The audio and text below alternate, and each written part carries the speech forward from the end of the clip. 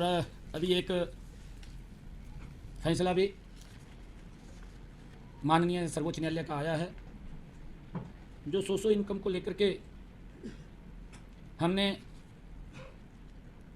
अपने प्रदेश के गरीब विधवाओं, गरीब अनाथ बच्चों और दशकों से सरकारी नौकरियों से वंचित गरीब परिवारों के सदस्यों, विमुक्त जातियों और घमंतु जातियों के उन गरीब परिवारों को जो न तो शेड्यूल कास्ट में आते हैं और न ही बैकवर्ड क्लास में आते हैं, तथा कच्चे कर्मचारी जो अनुभव के आधार के ऊपर हमने कुछ अंक हमने देने की हमारी वर्ष 2018 से चली आ रही इस नीति को के ऊपर आज सुप्रीम कोर्ट का फैसला आया है।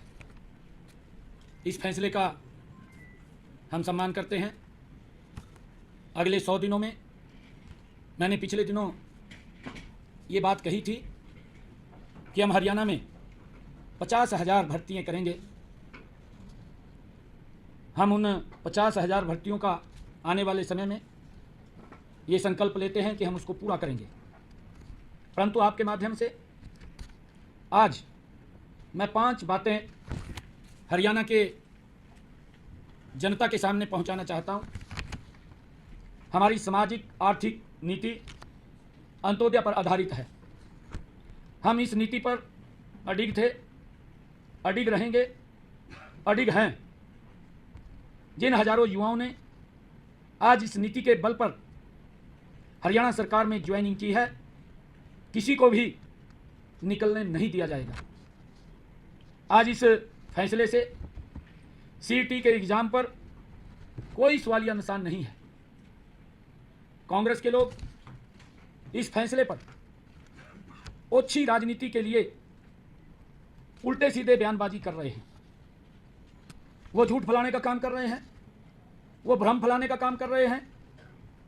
यदि कांग्रेस के लोगों को इन गरीब विधवाओं, गरीब अनाथ बच्चों, बिना नौकरी वाले परिवारों, कच्चे कर्मचारियों, विमुक्त जातियों के युवाओं के खिलाफ हैं, तो इस पर विचार करें।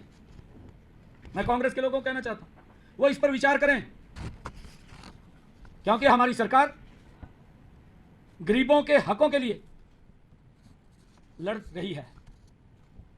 हम इनको अगर जरूरत पड़ी एक विधेयक विधानसभा में ला करके लेकर के आएंगे, ताकि गरीब व्यक्ति के लिए जो अंत्योदय की भावना से हमारी सरकार ने जो गरीब व्यक्ति को लाभ दिया है, हमारी सरकार मजबूती से उन गरीब लोगों के साथ खड़ी है।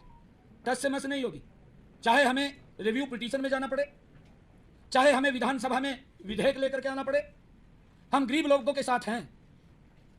परंतु पिछली सरकार के दौरान जो कांग्रेस के लोग आज उन गरीब लोगों के, अगर किसी के परिवार में नौकरी नहीं है, परिवार गरीब है, अनाथ है, माँ बाप नहीं है, घर में कमाने वाला कोई नहीं है, अगर इस योजना के माध्यम से उस परिवार में अगर दीपक जला है, अगर प्रकाश हुआ है, तो कांग्रेस के लोगों को इतना उत्साहित होने की आवश्यकता नहीं है। अगर वो इतना उत्साहित हो रहे हैं तो ये कांग्रेस के लोग ये गरीब के विरोधी हैं। ये स्पष्ट इनके इस बयानों से दिखाई दे रहा है। मैं उनको आईना भी दिखाना चाहता हूं। जो लोग ट्वीट करके बात करते हैं, जो लोग इस फैसले के ऊपर भ्रम की स्थिति पैदा कर रहे हैं, इनकी सरकार में सरकारी नौकरियों लेने के अंदर भाई भतीजावाद एकदम सर उठा करके दिखाई देता था। क्षेत्रवाद, जातिवाद का बोलबाला था। यह कांग्रेस की सरकार के अंदर था। नौकरियों की बोली लगती थी। जिनके पास ज्यादा पैसा होता था या जितनी ज्यादा पहुंच होती थी, उसी को ही नौकरी मिलती थी। इससे योग्य युवाओं में हताशा और निराशा ये कांग्रेस के समय में युवाओं के अंदर पनप गई थी। युवा पढ़ने की तरफ नहीं, इनके चक्कर काटने में लगा रहता था।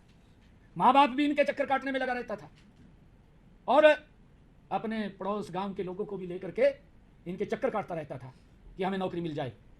ये हालात इनके समय के अंदर था। परंतु गरीब व्यक्ति को, जिसके पास पैसा नहीं होता था, बहुत सारा बड़ा वर्ग एक ऐसा था जिसके पास देने के लिए वोट तो थी, परंतु इनके पास उनको देने के लिए नौकरी नहीं थी। किसी भी गरीब व्यक्ति को जिसके पास पैसा नहीं था, एक भी बच्चे को इन्होंने नौकरी नहीं दी, क्योंकि पर्ची और खर्ची से नौकरियां लगती थी, नौकरियों की बोलियां लगती थी, गरीब व्यक्ति की पहुंच से नौकरियां दूर थी। परंतु अगर आज हम देखें, हमने योग्यता के आधार पर बिना पर्ची बिना खर्ची के 1,32,000 नौकरियां देने का काम किया है। 1,32,000। जो लोग ट्वीट करके वाहवाही लूट रहे हैं, उन गरीबों का अपनी सरकार के अंदर तो मजाक करते थे, अगर हमने उनको कहीं गरीब व्यक्ति तो उसको लेकर के भी इनके पेट में दर्द हो रहा है। हमारे युवाओं में आज एक नई आशा और विश्वास का संचार हुआ है। वे नौकरी पाने के लिए किसी नेता की दहलीज के ऊपर हाथ नहीं फैलाना पड़ता। आज अपना स्वाभिमान से सर ऊंचा करके मेरा युवा आज हरियाणा सरकार की नौकरी ले रहा है। यह विश्वास जगाया है। पहले तो वो सिफारिश ढूंढते थे और आज लाइब्रेरी ढूंढते हैं।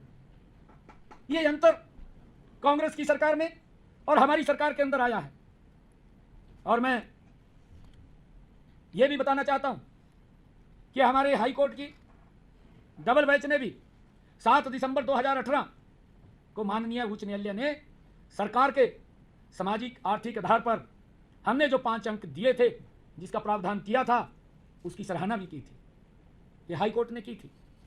मैं बताना चाहूँगा कि हमने अंत्योदय के संकल्प को पूरा करने के लिए कमजोर वर्ग के 5 अतिरिक्त अंक देने की नीति 2018 के अंदर ये हमने बनाई थी।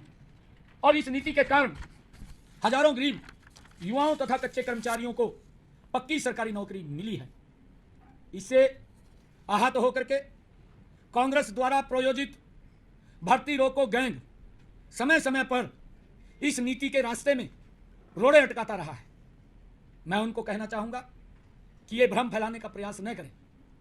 सरकारी नौकरियां देते समय हमने प्रदेश के गरीब परिवारों का भी पूरा ध्यान रखा है। हमारी सरकार गरीब के साथ खड़ी है। इसलिए हमने जिनके परिवारों में कोई भी सरकारी नौकरी में नहीं है, उन उम्मीदवारों को सरकारी नौकरी में सामाजिक आर्थिक मानदंड के आधार पर 5 अंक देने का प्रावधान किया था। कॉमन पात्रता परीक्षा का पेपर 3 वर्षों के लिए मान्य है। जो हमने पेपर सीईटी का लिया, उस सीईटी के अंदर ये हमारे कांग्रेस के एक ऐसे नेता हैं जिसको जानकारियां भी अधूरी रहती हैं, और वो एकदम से कोई भी निर्णय आता है, उस निर्णय की जड़ों में जाने की बजाय तुरंत एकदम भ्रम की स्थिति और झूठ फैलाने का काम करता है। और उस व्यक्ति ने मैं हैरान इस बात से हूं कि वो बुद्धिजीवी भी बनता है, परंतु किस प्रकार से वो एकदम से उतावला हो जाता है। मैं तो ये कहना चाहूँगा कि कांग्रेस की सरकार ये अपने गिरेबान में झांक करके देखे अपने समय के कार्यकाल को, जिस कार्यकाल के अंदर वो मंत्री भी रहा है, जिस कार्यकाल में इस विधानसभा का सदस्य भी रहा है। ट्वीट करके सुरजेवाला साहब ने ये आरोप लगाए हैं। उन्होंने कहा कि ग्रुप डी में 13,50,000 अभ्यर्थियों ने रजिस्ट्रेशन किया और जिसमें 13,657 कुल पद थे। बिल्कुल ठीक कहा, हम इसका विरोध नहीं कर रहे हैं, परंतु मैं उसको बताना चाहता हूं कि 13,50,000 अभ्यर्थियों ने इसमें रजिस्ट्रेशन किया। 9.5 लाख युवाओं ने पेपर में उन्होंने सीईटी का पेपर दिया और 4,20,000 युवा ने क्वालिफाई किया। जो मैंने कहा है कि वो 3 वर्ष के लिए मान्य है और इस पेपर में कोई भी सोर्स ऑफ इनकम का सवाल ही नहीं है। सीईटी से ही हम अगर किसी डिपार्टमेंट के अंदर कहीं आवश्यकता पड़ती है तो हम इसी सीईटी से जिन्होंने क्वालिफाई किया है, इसी से उठा करके ही उन बच्चों को रजिस्टर करने का काम करते हैं।